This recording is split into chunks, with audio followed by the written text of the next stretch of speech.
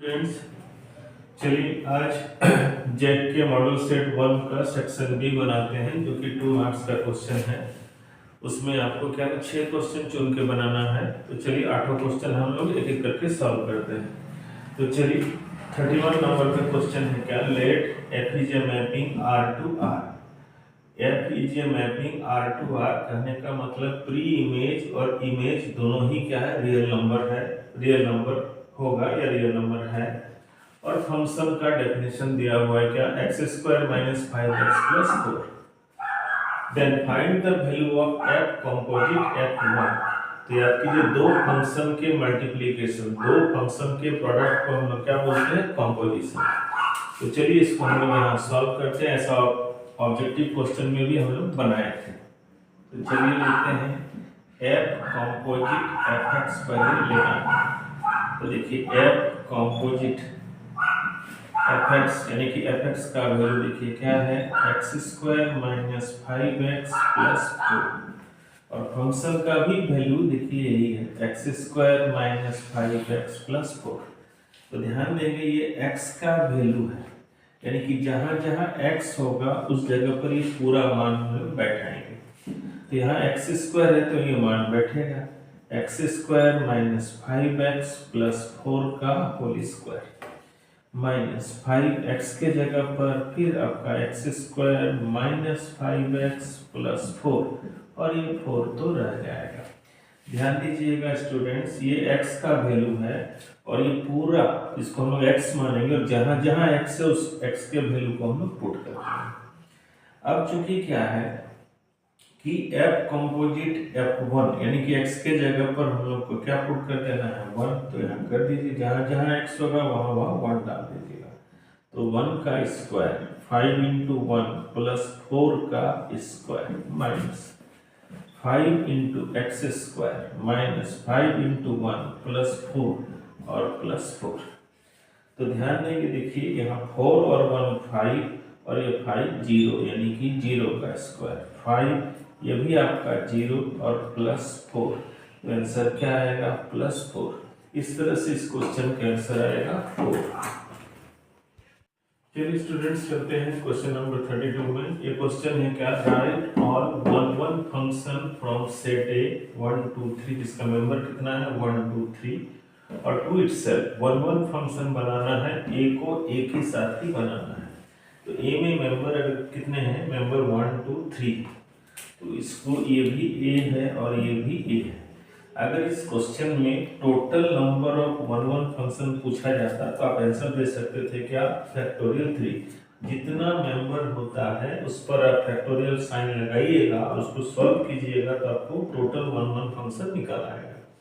जितना भी मेंबर है उसका फैक्टोरियल साइन लगाइएगा तो आपका टोटल नंबर ऑफ 1 फंक्शन निकल आएगा। हालांकि इस क्वेश्चन में तो नहीं पूछा है, लेकिन इसको जाने बिना आप ये 6 नहीं बना सकते। तो देखिए ये टोटल नंबर ऑफ 1 फंक्शन कितना बनेगा, 6। तो देखिए उसका पेयर हम यहाँ लिखेंगे। पहला तो सेम सेम आएगा, पहला देखिए कैसे लिखिएगा, सब सेम सेम 1 1 2 2 3 3। उसके बाद एक में 1 1 को कांस्टेंट रखिएगा, दूसरे में 2 2 को रखिएगा और तीसरे में 3 3 को रखिएगा। देखिए 4 बन गया। पहले वाला में है क्या 1 1 2 2 3 3। दूसरे वाला में 1 1 को अगर कांस्टेंट करेंगे तो 2 के साथ 3 होगा, 3 के साथ 2 होगा। तीसरे वाले में 2 2 को कांस्टेंट रखिएगा तो 1 3 3 के साथ 1। चौथे वाले में 3 3 को अगर हम कांस्टेंट रखेंगे तो 1 2 और 2 1। पांचवें और छठे में ध्यान दीजिएगा, एक बार 1 2 लिए हैं, 3 1 लिए हैं तो 2 3। तो दूसरे वाले में इसी को पलट दीजिएगा, 1 2 को पलटेंगे तो 2 1 बनेगा, 3 1 को पलटेंगे तो 1 3 बनेगा और 2 3 को पलटेंगे तो 3 2। इस तरह से ये जो 6 है ये क्या है, 1 फंक्शन जो बनेगा आपके पास वो 6 का वैल्यू यहाँ पर दिया हुआ यही वाला है, 1 2 3 4 5 6। टोटल 1 फंक्शन कितना बनेगा, 6 बनेगा। इसको इस तरह से हम लोग बना सकते हैं।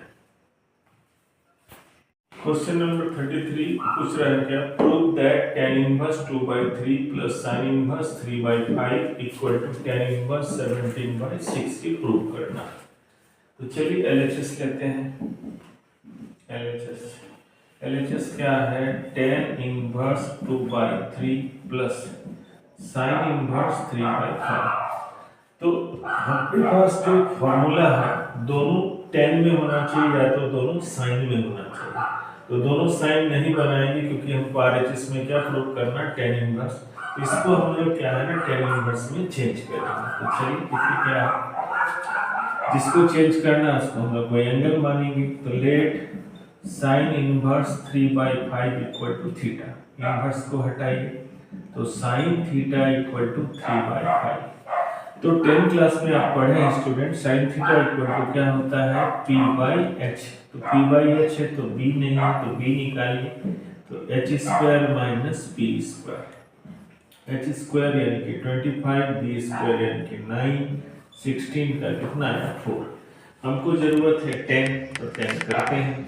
तो tan थीटा इक्वल टू होता है p/b, p का वैल्यू 3 और b का वैल्यू 4। तो थीटा अगर हम निकालेंगे तो क्या बनेगा, tan इनवर्स 3/4। ध्यान देंगे स्टूडेंट्स, यहाँ पर हम साइन इनवर्स को किसमें चेंज किए हैं, tan में।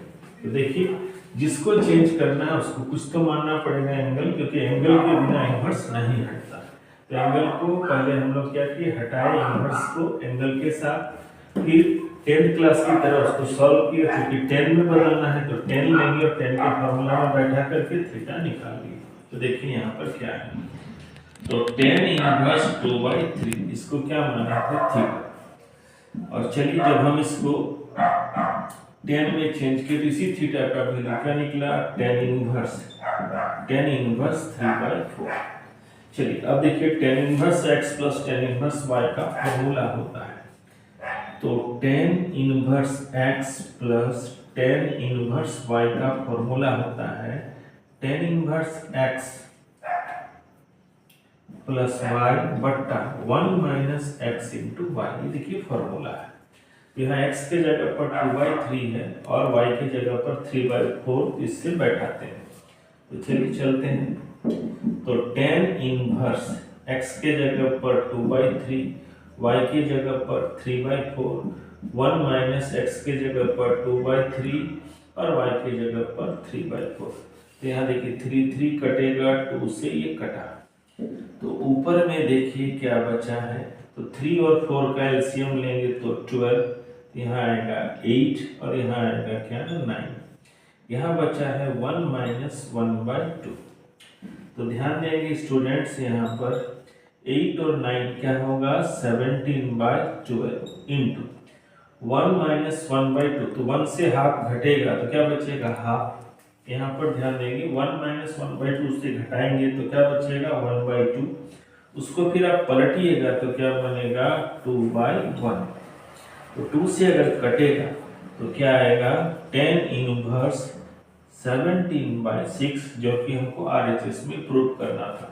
यहाँ हम लोग क्या लिख देंगे, LHS सॉरी RHS लिखेंगे, क्योंकि LHS से स्टार्ट किए तो RHS में क्या लाना था, tan इनवर्स 17/6। क्वेश्चन नंबर 34 आपको क्या बोल रहा है स्टूडेंट्स, देखिए find minor and cofactor of following determinant. देखिए माइनर और आपको कोफैक्टर निकालना है। तो ये डिटरमिनेंट आप देख रहे हैं क्या है, 3/3। ये डिटरमिनेंट कैसा है, 3/3। तो 3/3 का साइन होता है plus minus plus minus plus minus plus minus plus. ये साइन डिटरमिनेंट में जरूरी होता है। तो ध्यान देंगे, माइनर निकालना हो या कोफैक्टर, माइनर निकालना हो या कोफैक्टर, निकलता तो सेम है। माइनर में हम लोग साइन नहीं लगाते हैं और कोफैक्टर में हम लोग साइन लगाते हैं। तो चलिए, जिस यहाँ क्या बोल रहा है कि एलिमेंट 6 का निकालना है। तो जिस एलिमेंट का निकालना है उसका रो गायब होगा और उसका कॉलम गायब होगा। और गुना कैसे करते हैं, पहला गुना इधर से और दूसरा गुना इधर से, और बीच में क्या होगा ना, माइनस। तो चलिए 6 के लिए ये रो गया और ये कॉलम गया, तो बचा कौन, तो देखिए 1 2 7 और 8, 1 2 7 8। तो 2/2 का डिटरमिनेंट क्लियर है, इससे सॉल्व करते हैं। तो 1 8 जा 8 और -14 यानी कि -6। देखिए -6 आया।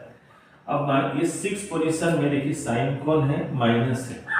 तो अगर हमको माइनर लिखना होगा तो जो वैल्यू आया है उसी को लिख देंगे। लेकिन अगर हमको कोफैक्टर लिखना होगा तो इसके साथ हम ये साइन लगाएंगे, यानी कि माइनस और -6, यानी कि आंसर होगा क्या ना, +6। फिर से ध्यान देंगे स्टूडेंट्स, किसी भी डिटर्मिनेंट का माइनर और कोफैक्टर निकालने का सेम तरीका होता है। माइनर में आप साइन का इस्तेमाल नहीं करते हैं और कोफैक्टर में आप साइन का इस्तेमाल करते हैं। निकालने का तरीका वही है, जिस एलिमेंट का बोलेगा कोफैक्टर और माइनर, उसके रो को गायब कीजिए, उसके कॉलम को गायब कीजिए, जो बचेगा उसको आप क्या डिटर्मिनेंट के फॉर्म में लिखिए। ये 2/2 है और इसको इस तरीके से सॉल्व कीजिए, सॉल्व करेंगे तो आंसर आएगा। अब इसमें अगर हमको माइनर जानना है तो माइनर जैसा है वैसा लिख दीजिए, लेकिन अगर कोफैक्टर जानना है तो इस पोजीशन का, यानी कि 6 पोजीशन का साइन देखिए यहाँ पर कौन है, माइनस, इसमें माइनस लगाएंगे तो कोफैक्टर क्या आएगा, +6। क्वेश्चन नंबर 35 में क्वेश्चन है क्या, if x = a into bracket में theta minus sine theta, y = a into bracket में 1 minus cos theta, then find dy/dx। Students, आप डिफरेंशिएशन में पढ़े होंगे कि जब x और y फंक्शन अलग अलग होता है नए वेरिएबल के साथ, उसको हम लोग बोलते हैं पैरामीट्रिक फंक्शन। और पैरामीट्रिक फंक्शन में क्या है कि देखिए यहाँ x और y है अलग अलग और दोनों में एक नया वेरिएबल कौन है, थीटा, यानी कि दोनों को हमको थीटा के रिस्पेक्ट में डिफरेंशिएट करना है और फिर निकालना है dy/dx। चलिए इसको सॉल्व करते हैं।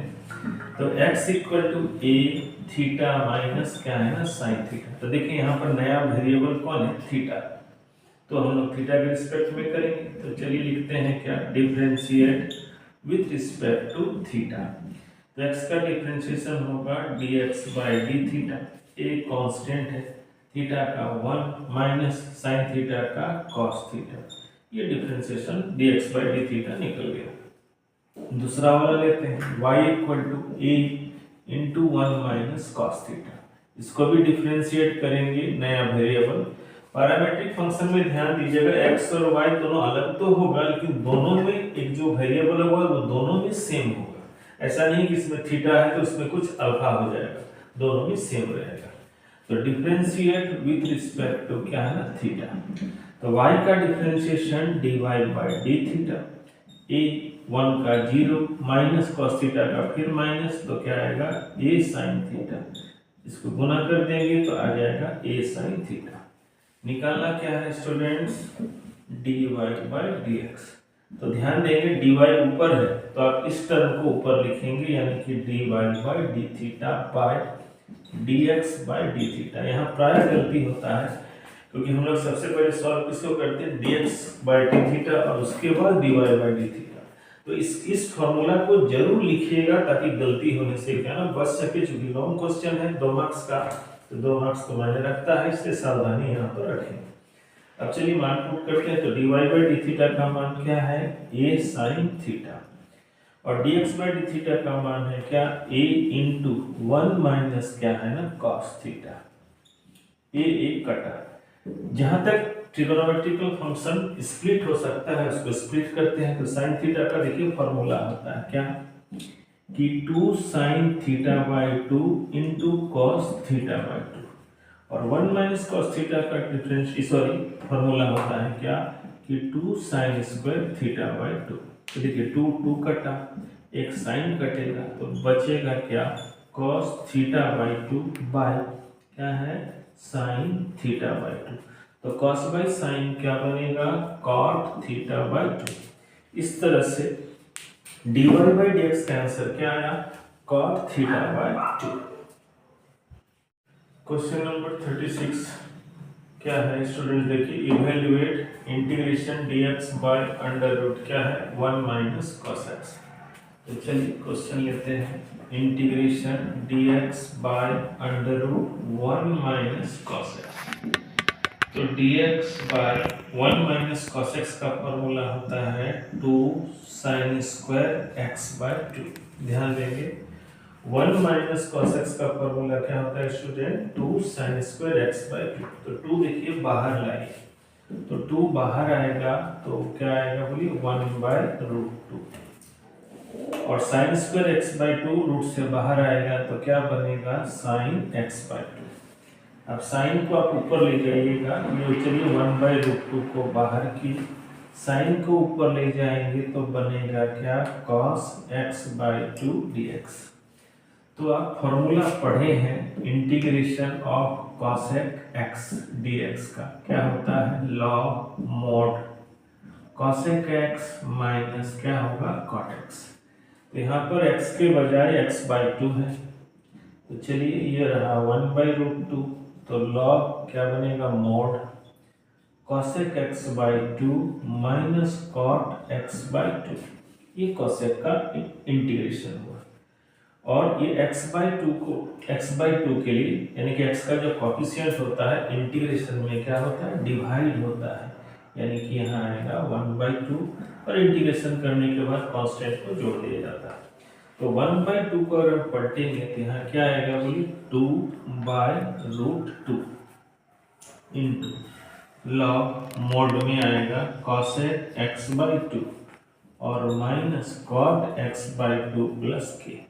√2 से ये कटेगा तो √2 आएगा, यानी कि √2 इंटू क्या आया log cosec x by two और minus cot x by two mod और प्लस के। क्वेश्चन नंबर 37 देखिए क्या बोल रहा है students, find the integrating factor of the following differential equation. तो आप जानते हैं स्टूडेंट डिफरेंशियल इक्वेशन में इंटीग्रेटिंग फैक्टर निकालना किसमें है लीनियर डिफरेंशियल इक्वेशन, यानी कि आपको चेक करने का जरूरत नहीं है, आप लीनियर डिफरेंशियल इक्वेशन में ही इंटीग्रेटिंग फैक्टर निकाल सकते हैं या निकालते हैं, इसलिए जान जाइए ये किसमें है लीनियर डिफरेंशियल इक्वेशन में।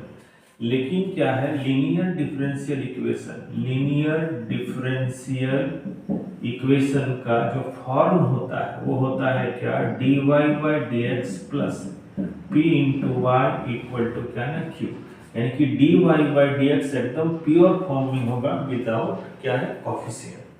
तो चलिए यहाँ पर क्या है dy by dx x coefficient के साथ है, इसको पहले हम लोग हटाएंगे। तो x को हटाने के लिए हम लोग क्या करेंगे सबसे x को भाग दे देंगे, तो यहाँ भी x से भाग लगेगा और यहाँ भी x से भाग लगेगा। देखिए फिर से ध्यान दीजिएगा, इंटीग्रेटिंग फैक्टर निकालना हमको सिर्फ और सिर्फ कहाँ होता है लीनियर डिफरेंशियल इक्वेशन, इसका ये फॉर्म होता है, यानी कि dy बाई dx एकदम प्योर फॉर्म में होगा, उसका कोएफिशिएंट कुछ भी नहीं होगा।